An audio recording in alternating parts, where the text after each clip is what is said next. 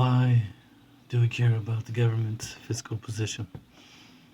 Now that we understand the complexities involved in defining the federal deficit and debt, we turn to another question. Why do we care? Continuing a theme from Chapter 11, there are two reasons why we might care: efficiency and intergenerational equity. Short-run versus long-run effects of the government on the macroeconomy. Short-run versus long-run effects of the government on the macroeconomy. One reason to care about budget deficits has to do with short-run stabilization issues. That is, the role of government policies in combating the peaks and troughs of the business cycle. Short-run stabilization is accomplished on two fronts. Automatic stabilization occurs through policies that automatically cut taxes or increase spending when the economy is in a downturn in order to offset recession-induced declines in household consumption levels. Such automatic stabilization is provided by, for example, the unemployment insurance program, which pays benefits to unemployed workers to offset their income losses. Discretionary stabilization occurs through policy actions undertaken by the government to offset a particular instance of an underperforming or overperforming economy. For example, a tax cut legislated during a recession. Sidebar: short-run stabilization issues. The role of the government in combating the peaks and troughs of the business cycle. Automatic stabilization. Policies that automatically alter taxes or spending in response to economic fluctuations in order to offset changes in household consumption levels. Discretionary stabilization.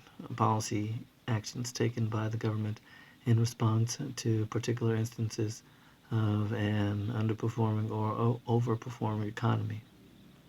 Back to the text. There are a number of interesting questions about the stabilization role of the government. These questions have not, however, been the focus of the field of public finance for more than 2 decades. This lack of attention perhaps reflects the conclusion in the 1970s that the tax and spending tools of government are not well equipped to fight recessions, given the long and variable lags between when changes are proposed and when laws become effective. Whether this conclusion is actually true is the source of considerable debate and will continue to remain so. But this debate is largely carried out in the field of macroeconomics, and courses in that field are the place where one can learn about recessions and the role of government in combating them. Public finance courses are more concerned with the longer run impacts of government budget deficits on economic growth.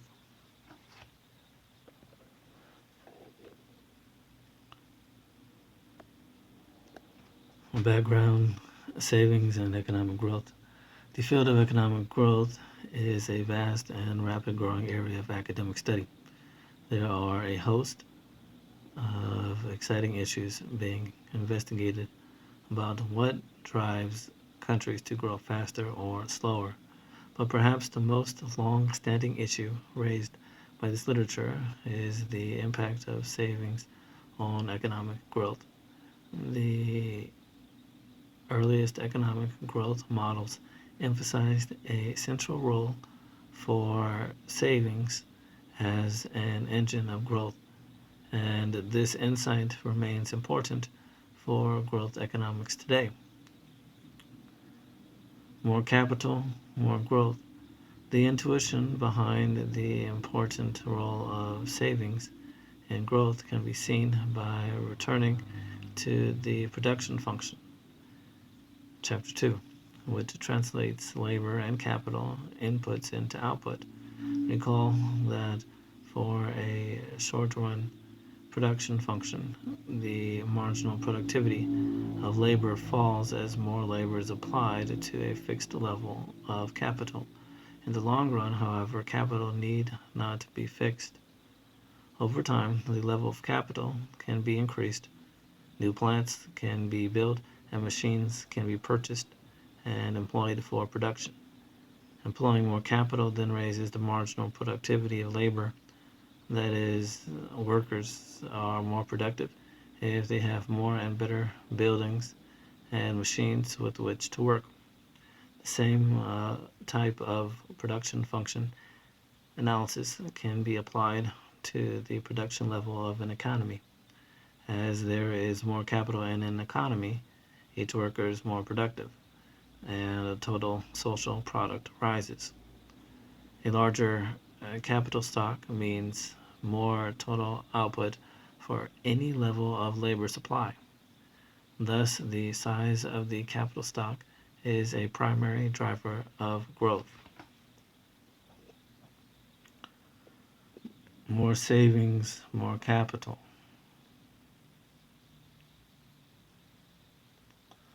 But first, see figure 4.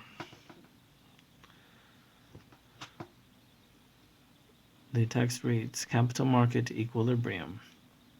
The equilibrium in the capital market is determined by the interaction of the demand for capital by firms, big D sub 1, and the supply of savings by individual savers, big S sub 1. When the government demands more savings to finance its deficits, this lowers the supply of savings available to private capital markets to big S sub 2, raising interest rates to R sub 2, and reducing capital accumulation to big K sub 2. This reduction ultimately reduces economic growth.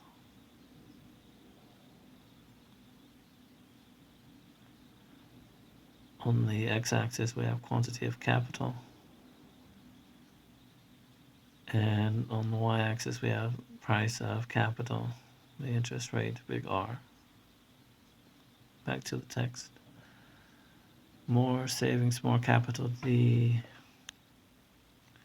determination of the size of the capital stock is shown in figure 4-4.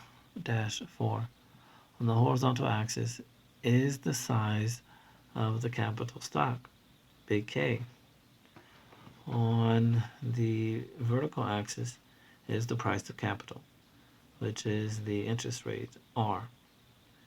The interest rate is the rate of return in the second period on investments made in the first period. So if the interest rate is 10%, that means that for every dollar invested in the first period, individuals receive $10 plus 10 extra cents in the second period. Firms pay interest rate to investors to obtain the financing they need to build machines. So it is the price for their capital. Sidebar, interest rate, the rate of return in the second period of investment made in the first period.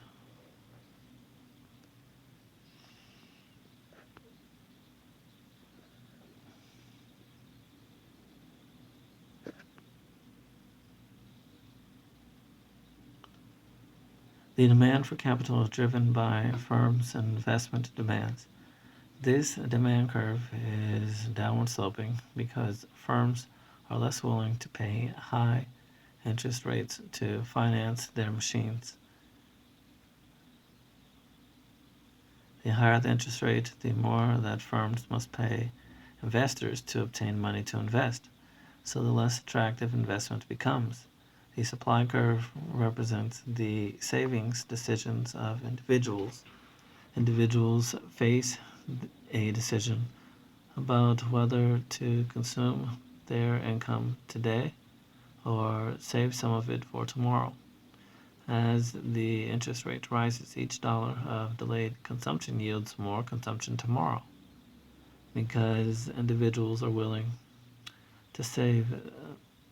Individuals are more willing to save their money and loan it out to firms at higher interest rates rather than consuming it today, the supply curve slopes upward.